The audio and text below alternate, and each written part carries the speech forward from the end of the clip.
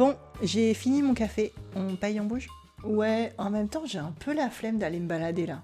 Le temps est pourri, il caille, c'est naze. T'as pas tort. Sinon, on peut se faire la nouvelle expo au musée dauphinois si tu veux. C'est dans le coin? Ah ouais, grave. Elle a l'air chouette. Je sais pas si c'est ouvert le lundi par contre. Attends, je check.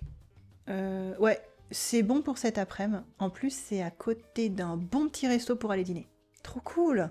Eh ben, c'est parti. You probably already know almost every single word here. It was nothing exotic, nothing complicated, no weird French grammar. Just two friends at a cafe deciding what to do with their day. So why couldn't you follow it? Because what you just heard wasn't the French that you were taught. It was the French that people actually speak. And those two things are almost completely different languages. By the end of this video, I'm going to play that conversation again. And this time you'll understand every single word. C'est parti.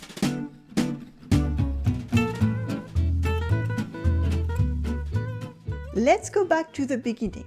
Slowly this time. Bon, j'ai fini mon café. On paye et on bouge. Let's start with the easy ones.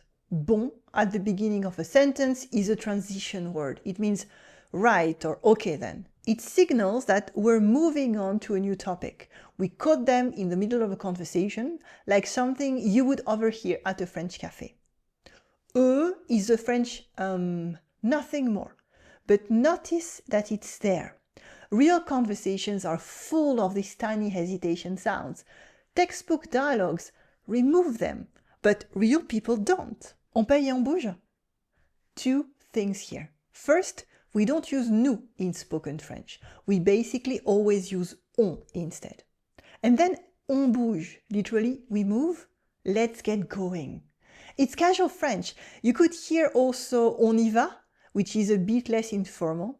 Notice something here though. It's both an affirmation and a casual question. That's how we ask for validation, like saying, shall we go? But informal. So the line meant, okay, I finished my coffee, let's pay and let's go, okay? Bon, j'ai fini mon café.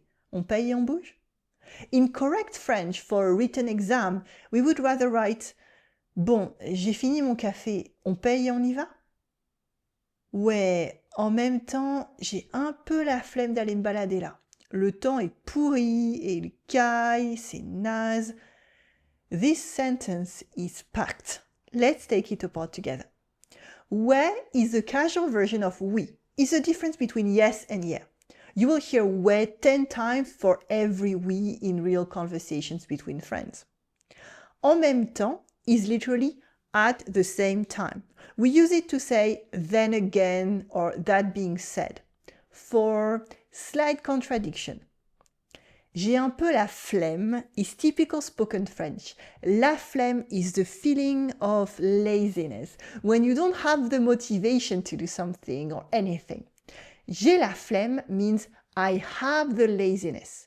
I can't be bothered. It's like feeling cold or hungry in French. You didn't choose it, it just happens to you. Un peu softens it here.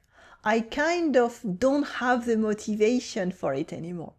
This expression is everywhere in daily French and in zero textbook. M'balader is casual French for me promener or marcher, going for a walk.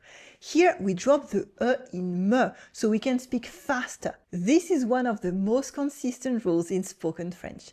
One syllable words like je, me, te, le, ce almost always lose their vowel before another word whenever it's possible to still pronounce it. Once you hear this pattern, you will hear it everywhere. Le temps est pourri is literally the weather is rotten. It's a very common way to say le temps est mauvais, il ne fait pas beau, but in a more vivid and more informal expression of spoken French. Il caille is also an informal expression. This one means il fait très froid, it's freezing. Finally, c'est naze. It means it's lame or it sucks. It's not slang, it's simply casual French. Instead of a more formal c'est terrible or c'est malheureux or the more common c'est nul. The weather is awful, c'est naze. That's that.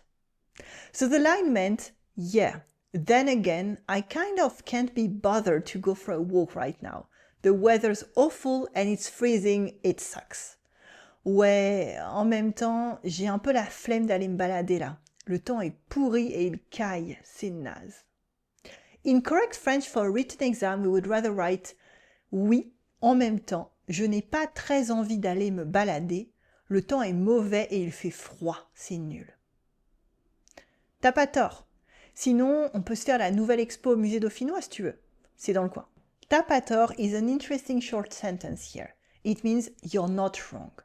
We would rather say that than tu as raison, you're right. It's less definitive. As for the sentence itself, your textbook would write it as tu n'as pas tort. But in spoken French, we always drop the ne from negations. Pas does all the work on its own. And once ne is gone, tu as becomes ta. You will hear this pattern constantly in spoken French. We drop the U in tu before a vowel. Ta, t'es, t'as vu, t'es là. We're not supposed to write it that way though, so you probably wouldn't learn this in school. On peut se faire is also informal. It means we can do ourselves something. We can use it casually for any activity like se faire un ciné, going to the movies, se faire un jeu de société, playing a board game, etc. So we don't have to reach for the appropriate verb or correct French each time, like aller au cinéma or jouer un jeu de société, etc. And we drop the E sound in small words like se, of course. Here it's used for going to une expo. This is short for une exposition, an exhibition at a museum or a gallery. It's one of these usual shortcuts for spoken French. Next up, si tu veux. It's simply si tu veux. If you want to. It is compressed into just one sound. Here we drop the E sound. We don't often do that, even in casual French, except for very common expressions like these, where you know the other person is going to fill in the gap easily. Finally, c'est dans le coin. It means c'est près d'ici, that's nearby or in the area. So the full line meant, you're not wrong. Otherwise, we could go check out the new exhibition at the Musée Dauphinois if you want. It's nearby. T'as pas tort, sinon on peut se faire la nouvelle expo au Musée Dauphinois si tu veux, c'est dans le coin. In correct French, in a school textbook, we would rather give you tu n'as pas tort, sinon on peut aller voir la nouvelle exposition au Musée Dauphinois si tu veux, c'est dans le quartier. Actually, before we go any further, I want to ask you something. Did you find your blind spots here? Was it the dropped sounds, the contractions, or is it something else? Maybe you hear the sounds fine, but the grammar shortcuts trip you up. Or the informal vocabulary? Most people assume they know where their listening breaks down. When I actually test them though, it's almost always somewhere different. Well, I built a short quiz exactly for this. You will get 8 audio lines of real spoken French, and we explore together what you can understand and what still trips you up. And why? It takes about 2 minutes, and at the end, you will not only get a score, but a full profile. You will learn which categories you're missing and why. It's free, it's in the link below the video, and it will tell you more about your French in 2 minutes than most classes will in a month. Let's keep going. Ah ouais, grave, elle a l'air chouette. Here we find ouais again, with enthusiasm. We find chouette, which is cute informal way to say bien, for good or great or cool. And in the middle we have grave. This is a common word in modern informal French. It appeared in the last few decades and it might trip you up. You see, grave does literally mean serious or severe, like a bad news or an illness. But in everyday spoken French we use it like totally or absolutely. So ah ouais grave is a sign of excitement and nothing to do with being serious or severe. If you misunderstand, you might start looking about what's so grave about the situation, and you will lose track of what's happening. So the line meant, oh yeah, totally, it looks great. Ah ouais, grave, elle a l'air chouette. In correct French, in a newspaper, for instance, we would rather write, ah oui, tout à fait, elle a l'air bien. Je sais pas si c'est ouvert le lundi par contre. This line is mostly in normal French. It's correct grammar without being too formal either, except the first words, sais pas. sais pas is something very interesting that you will hear in like half of any real everyday conversation in France. The full version is je ne sais pas. In spoken French, two things happened. First, the ne disappears, as always. We get je sais pas. Then je loses its vowel before a consonant. Je sais pas, je sais pas.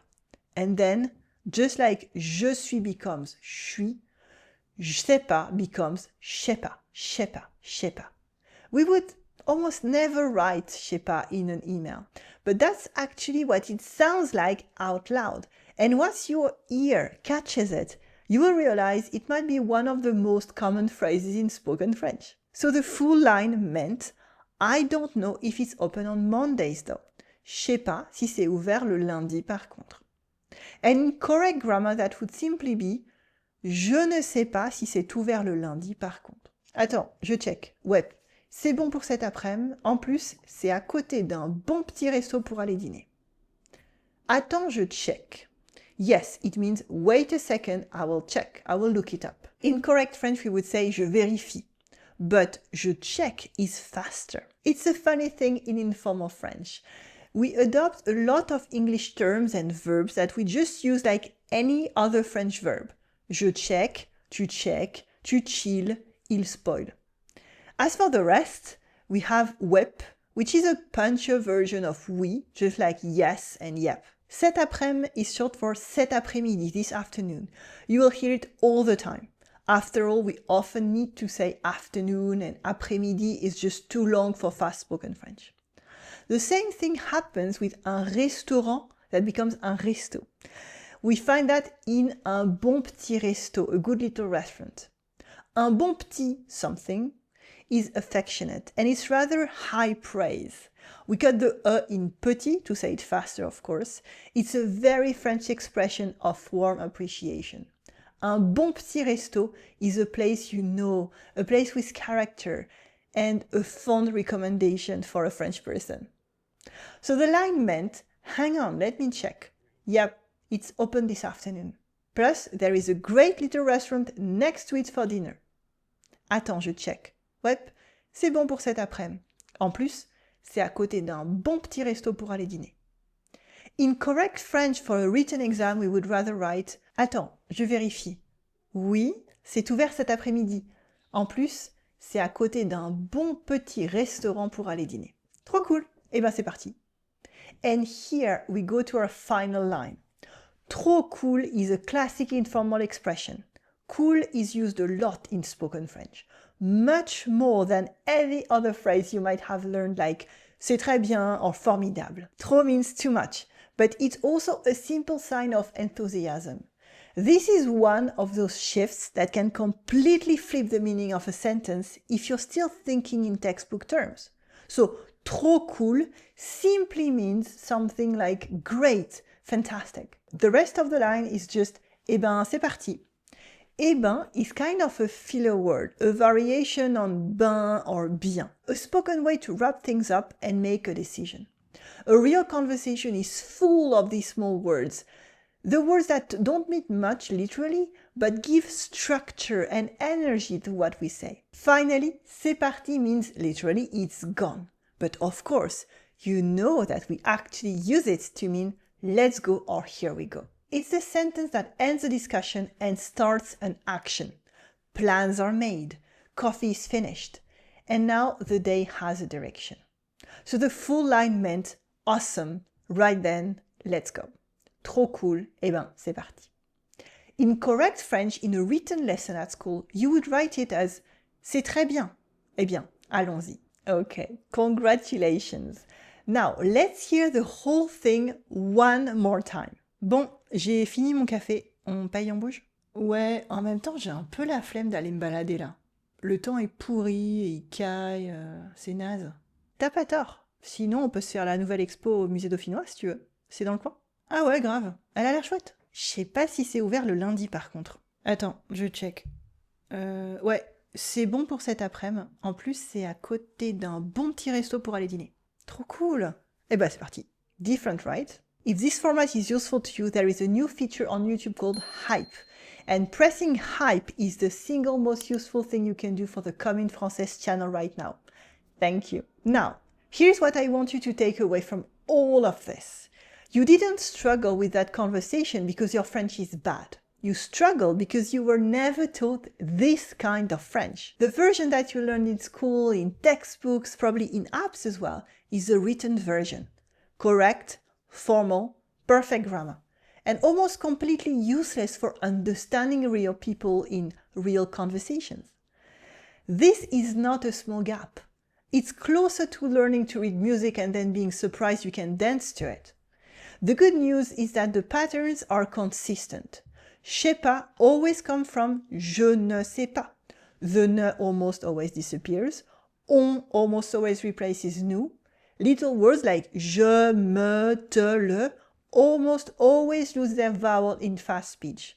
And words like la flemme, naze, bouger, checker, they're not slang that comes and goes. They're the permanent daily vocabulary of spoken French. Once you know what to listen for, your ear calibrates surprisingly fast. That's actually what the quiz I mentioned earlier measures. Not your vocabulary, not your grammar, your ear. Which of these invisible patterns your brain is catching and which ones are still missing? The link is just below the video. 2 minutes, 8 questions, and you will know exactly where your listening breaks down. And if you want to go further, the next video is about something even more practical. Listen and repeat. See you there. À très vite.